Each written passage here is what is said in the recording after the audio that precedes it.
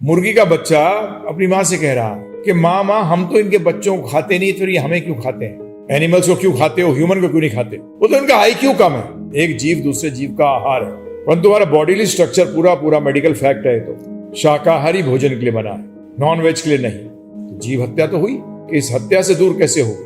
आपका मतलब गैर कानूनी कार्य। यदि आप श्री कृष्ण के बारे में और जानना चाहते हैं तो इस चैनल को सब्सक्राइब करें और बेल आइकन को दबाना ना भूलें। ये भागवत के अंदर आया है, शास्त्रों में बड़ा क्लियरली आया है कि एक जीवो जीवस जीवनम, एक जीव दूसरे जीव का आहार है। एक जीव दूसरे जीव का आहार है। सिर्फ ये मनुष्य योनि को, जब आत्मा इस मनुष्य योनि को ग्रहण करती है, जब उसको ये मनुष्य योनि प्राप्त होती है, उसके कुछ ऐसे अच्छे कर्म होते हैं जिस कारण उसको मनुष्य योनि प्राप्त होती है, तब इसी योनि के अंदर उसके पास क्या होता है? भेद करने की शक्ति होती है, जिसे विवेक कहते हैं, विजडम। भेद करने की शक्ति होती है। तो इसमें जो मैंने अभी आपसे कहा कि एक जीव दूसरे जीव का आहार है, तो मनुष्य शरीर के अंदर ही हम डिसाइड कर सकते हैं कि क्या आहार करना है। परंतु हमारा बॉडीली स्ट्रक्चर पूरा पूरा मेडिकल फैक्ट है, तो शाकाहारी भोजन के लिए बना है, नॉन वेज के लिए नहीं। दूसरी चीज, शास्त्र बताते हैं कि हमें जीव को, तो एक जीव दूसरे जीव का आहार है, तो हम अन्न खाते हैं। जैसे आप गेहूं दाना है, उसके अंदर जीवन है, क्योंकि अगर आप उसको बो दोगे तो उसमें से पेड़ आ जाएगा। तो आपने उसको अन्न को पीसा, आटा बनाया, रोटी खाई, तो जीव हत्या तो हुई। एक जीव दूसरे जीव का आहार का मतलब है कि हत्या हो रही। तो हमारे शास्त्र बताते हैं कि इस हत्या से दूर कैसे होगी। हम जब चलते हैं, सांस लेते हैं, पता नहीं कितने कीटाणु मारते हैं, तो इससे आप कैसे मुक्त हो सकते हो? इससे जो ये पाप है, इससे आप शुद्ध कैसे हो सकते हो? लोग शुद्धि की बात करते हैं, तो हकीकत में शुद्धि जो बताई गई है शास्त्रों में, वो शुद्धि बताई गई है पापों से शुद्धि। पापों से कैसे शुद्धि हो?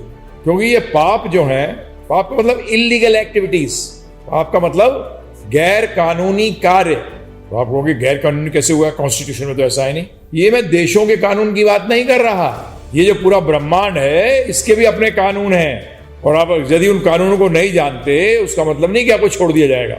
जैसे अंग्रेजी में कहावत है, ignorance of law does not mean you will be spared by law. ये नहीं कि मेरी अज्ञानता है कानून के बारे में, मुझे पता नहीं था ये भी कानून होता है क्या, गवर्नमेंट छोड़ देगी क्या है जी? कि जीएसटी मुझे देना होता है, अच्छा मुझे पता नहीं था। तो कुछ भी करने से पहले उस जगह कानून जानना चाहिए ना। आप अमेरिकन को आके इंडिया के अंदर, या इंडियन को अमेरिका जाके उल्टे हाथ पे गाड़ी चलाने लगे, वहां तो सीधे हाथ पे चलती हैं सारी गाड़ियां, और वो कहते मुझे मालूम नहीं था, तो वो छोड़ देंगे क्या? नहीं छोड़ेंगे जी। इसी तरीके से क्योंकि आप अमेरिका में आए हो, तो आप अमेरिका के कानूनों को जानो।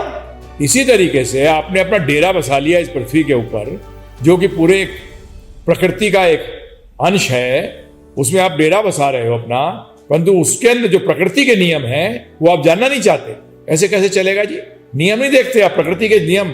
हर क्षण आपको प्रकृति के नियम नजर आ रहे हैं। पृथ्वी जो घूम रही है सूर्य के चारों तरफ और अपने एक्सिस पे, ये सब नियम के अनुसार घूम रही है। जब भी तो आप बता सकते हो कि आज से 100 साल बाद सूर्योदय कब होगा, या 500 साल बाद सूर्योदय कब होगा।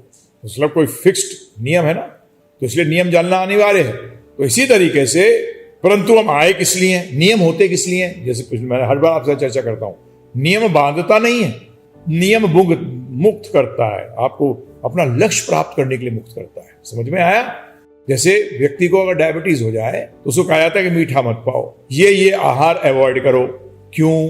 जिससे कि वो क्या कर सके? स्वस्थ रहकर अपना जीवन जी सके, है ना जी? अगर वो नियम तोड़ता है तो क्या होगा? वो अस्वस्थ हो जाएगा, वो अपने पैर पे खुद कुल्हाड़ी मारेगा। तो इसीलिए सिर्फ अभिज्ञता कि मैं नहीं जानता कानूनों के बारे में, तो ये आपको छोड़ेगा नहीं। तो इसीलिए भगवान ने आप एक जीव दूसरे जीव को मारते ही, जैसे आपने मारा दूसरे जीव को, किस लिए मारा भाई? हैं? किस लिए मारा? क्यों मारा? जीवा के लिए, हैं? अपने भोग के लिए तो दूसरे को मार रहा है। ये कौन सी प्रवृत्ति है? ये कैसे तेरा नेचर है? ये तो बड़ी गंदी प्रवृत्ति है। जैसे एक बहुत अच्छा एक इसमें दृष्टांत है कि एक मुर्गी का बच्चा अपनी माँ से कह रहा है कि माँ माँ हम तो इनके बच्चों को खाते नहीं, तो ये हमें क्यों खाते हैं? अब वो किसने हक दे दिया है जी? क्योंकि वो जहां है उसका मतलब खा जाओ। जैसे एक यूनिवर्सिटी में लेक्चर देते हुए ये प्रश्न किया था कि भाई, अमेरिकन यूनिवर्सिटी थी, कि आप ये हैमबर्गर क्यों खाते हो? उसके अंदर नॉन वेज है, नॉन वेज क्यों खाते हो?